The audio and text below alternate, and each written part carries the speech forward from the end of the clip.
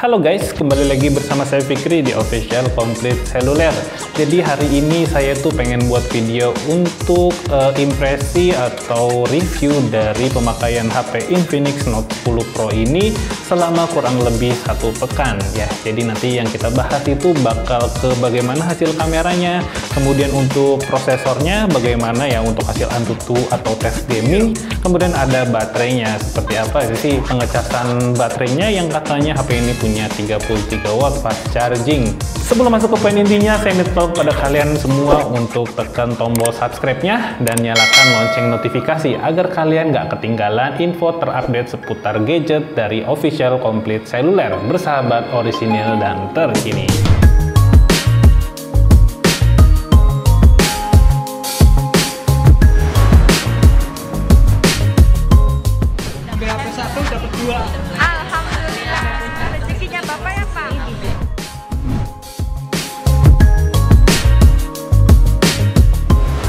Yap, kita bahas cara desainnya dulu deh. Untuk desainnya sih kita bahas singkat aja. Kalau desain HP ini tuh saya nggak ada masalah ya. Bener-bener menarik banget. Ini untuk yang varian warna Nordic Secret.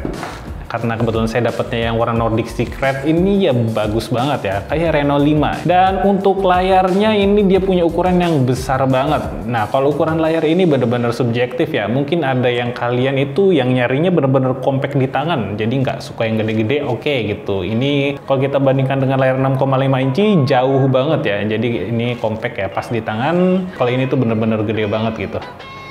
Yap. Kemudian ya ringkas sedikit aja, untuk layarnya dia masih menggunakan IPS LCD, kemudian punya refresh rate yang 90 Hz, jadi lebih bagus ya saat kita slide-slide seperti ini.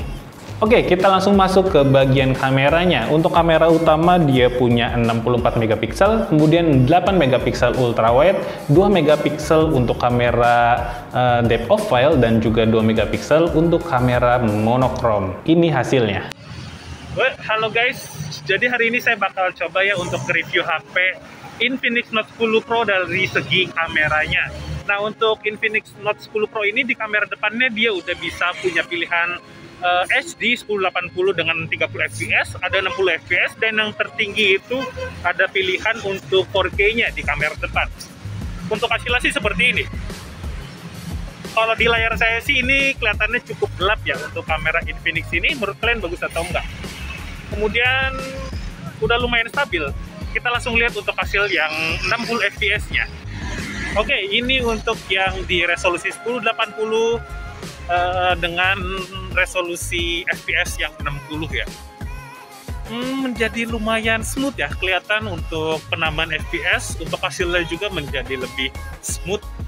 Tapi HP ini belum dibekali untuk stabilization ya, tapi ini udah lumayan oke sih.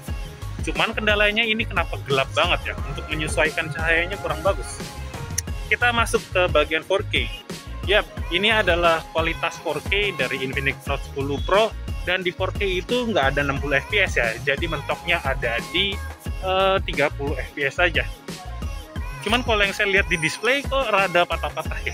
Kalau saat ini sih saya prefer untuk kamera depan mendingan pakai yang 1080 dengan 60 fps, lebih bagus.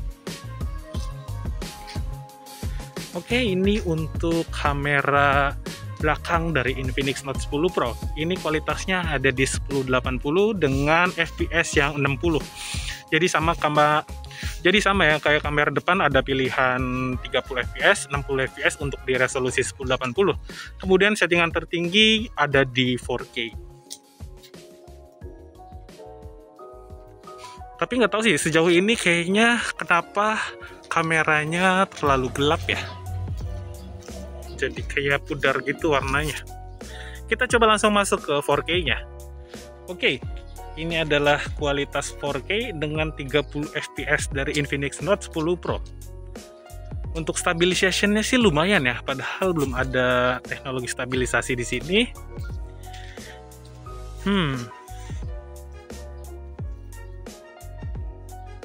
Kayaknya better untuk yang kualitas 1080 sih. Lebih smooth kalau untuk yang 1080 dengan 60 fps. Yap, jadi segini aja untuk kamera belakangnya.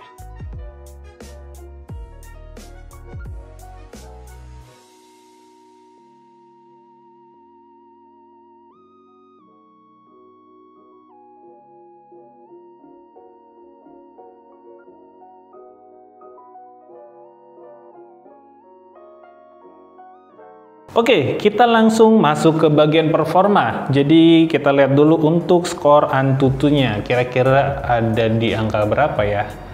Yap, ini untuk skor Antutu dari version 9. Dia mendapatkan skor sebesar 354.871.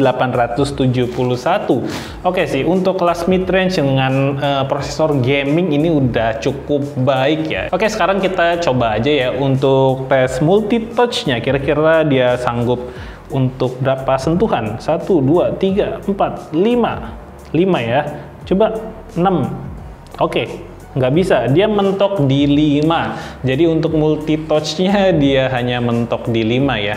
Yap, untuk tahu bagaimana performa dari chipset G95 yang tertanam di Infinix Note 10 Pro ini, kita bakal siksa ya untuk HP ini dengan bermain berbagai game seperti Mobile Legends, PUBG, dan juga Genshin Impact ya, semuanya udah kita download. Oke, yang pertama kita coba untuk games Mobile Legends. Sebenarnya game ini tuh udah paling enteng ya, cuman ya game wajib aja sih. Kita pengen tahu seperti apa game Mobile Legends dimainkan di Infinix Note 10 Pro ini. Untuk grafiknya sih di bagian hero itu detail banget ya, udah bagus. Cuman yang tadi saya bilang ya, notice untuk kelemahan HP ini tuh seperti layarnya itu apa ya, kayak shadow-nya tuh terlalu tinggi sehingga kayak gelap gitu, kayak gelap gitu. Tuh, jadi kayak kurang cerah aja ya di bagian layar. Oke, kita lihat ya untuk grafiknya dia punya settingan apa. Oke, nggak aneh. Untuk settingan di Mobile Legends grafiknya ini udah punya high frame rate mode, dan untuk grafiknya juga udah ada pilihan ultra. Ada musuh, kita sikat. Pokoknya kalian bisa lihat sendiri lah ya, untuk game Mobile Legends ini disikat dengan mulus banget sih. Ya, paling kekurangannya itu sih dari HP ini tuh saya ngelihatnya layar tuh kayak gelap banget, nggak ada kendala sama sekali. Kita lanjut aja masuk ke game PUBG ya. Kalau misalkan kalian yang nanya kenapa nggak ada game FF, karena ya untuk game FF itu dari secara grafik itu jauh banget ya dibandingkan untuk yang PUBG ini. Jadi saya tolak ukurnya kalau PUBG aja udah lancar banget, apalagi game FF ya. Oke, kalau di grafiknya dia punya settingan ultra di smooth, balance juga punya di settingan ultra. Yang tertinggi cuman ada di HD dengan pilihan high. Ini nggak jauh beda ya dengan HP dari Redmi Note 10. Seperti biasa, patokan grafik itu kalau di game ini adalah saat kita berada di atas pesawat. Kita lihat untuk kedetailannya dari map ini sendiri ya. Tuh, bener-bener teksturnya terjaga dan tidak ada frame drop. Tapi paling nanti kita lihat pas terjun biasanya bakal ada frame drop walaupun sedikit ya. Nah gitu, jadi kalau grafik HP saat dimainkan untuk games yang bagus tuh seperti ini nih. Ketika main PUBG bener-bener detail banget mapnya tuh. Teksturnya terjaga, cuman ada frame drop sedikit sih. Ini juga bagian apa ya, grafik yang patut diperhitungkan ketika kita naik mobil saat bermain game. Jadi refreshnya harusnya semakin cepat gitu ya. Tuh. Jadi ini nggak ada patah-patah sama sekali. Paling ya frame dropnya ada di bagian pohon aja sih. Kita nyari musuh nih biar tahu keadaan saat tembak-tembakan tuh bakal gimana. Nih. Ini keadaan saat ada musuh bener-bener lancar ya. Saat baku hantam. Oke, paling gitu aja untuk game PUBG-nya. Jadi kesimpulannya sih untuk game PUBG ini bener-bener worth it banget ya. Udah punya settingan ultra di smooth dan juga balance. Dan gak ada masalah sama sekali untuk grafiknya, bener-bener lancar. Paling frame drop-nya cuman ada di bagian pohon aja.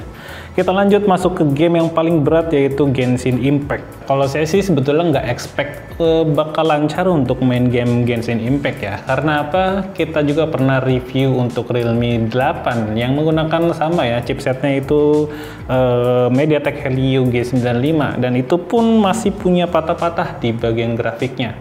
Ya wajar sih, karena untuk games ini tuh bener-bener besar banget ukurannya. Secara dia punya ukuran games tuh hampir 9 GB ya, 8 GB sekian. Oke, langsung kita cek aja untuk grafiknya dia dapat apa ya. Kalau misalkan kita grafik yang standar saat kita masuk game sih, ini bisa dilihat sendiri ya, pergerakannya benar-benar patah-patah. Cuman kita cek dulu deh untuk grafiknya. Nah, ini untuk settingan grafiknya, ternyata dia stay di medium ya.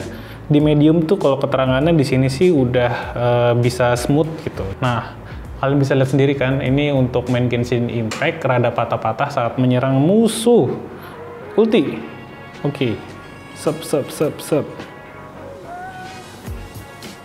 Oke. Kalau secara grafik sih sebetulnya lumayan bagus ya, walaupun rada burem gitu, karena grafiknya kita turunin ke low, jadi nggak tajam gitu untuk kerapatannya. Jadi untuk games Genshin Impact nih, kalau misalkan kita nanya bisa dimainin apa enggak, ya bisa gitu dimainkan. Cuman kalian harus tahan ya dengan grafik yang seadanya seperti ini gitu. Oke, paling itu aja ya untuk tes gamenya. Jadi selama setengah jam ya kira-kira saya make game Genshin Impact, terus PUBG dan juga Mobile Legends. Untuk keadaan HP-nya sih di sini udah anget banget ya, udah lumayan hangat. Oke, tadi sebelum kita main games ini kalau nggak salah masih ada temperatur CPU-nya di 50 derajat, tapi saat kita mainkan game sampai saat ini selama setengah jam ini naik ya di 60-an. Tadi sempat 65. Jadi sebetulnya sih untuk main games kalau HP itu panas sih normal, dan ini juga panasnya masih pada batas wajar ya, nggak panas banget seperti Redmi Note 10. Itu main game 15 menit aja panasnya udah keterlaluan sih. Untuk HP ini kalian yang belum tahu, baterainya ini berkapasitas 5000 mAh dengan pengecasan kecepatannya ada di 33 watt. Kita juga udah coba ya untuk ngecas HP ini dengan casan bawaan. Dan saya coba ngetes dari baterai 9% hingga 100% ini hanya membutuhkan waktu selama 1 jam 58 menit. Kalau bisa dibilang itu lumayan cepat ya untuk 33 watt fast charging, tapi sepertinya tidak bisa dibandingkan dengan kecepatan casnya Oppo. Jadi Oppo tuh 33 watt bisa hanya ngisi sekitar 1 jam atau 1,5 jam lah. Oke, paling gitu aja untuk review dari Infinix Note 10 Pro ini. Semoga membantu kalian ya yang lagi nyari-nyari mungkin kepo terhadap Infinix ini, semoga membantu gitu. Oh ya, terakhir ini ada NFC ya di sini. Jadi udah punya NFC juga untuk Infinix Note 10 Pro. Oke, paling cukup sekian ya.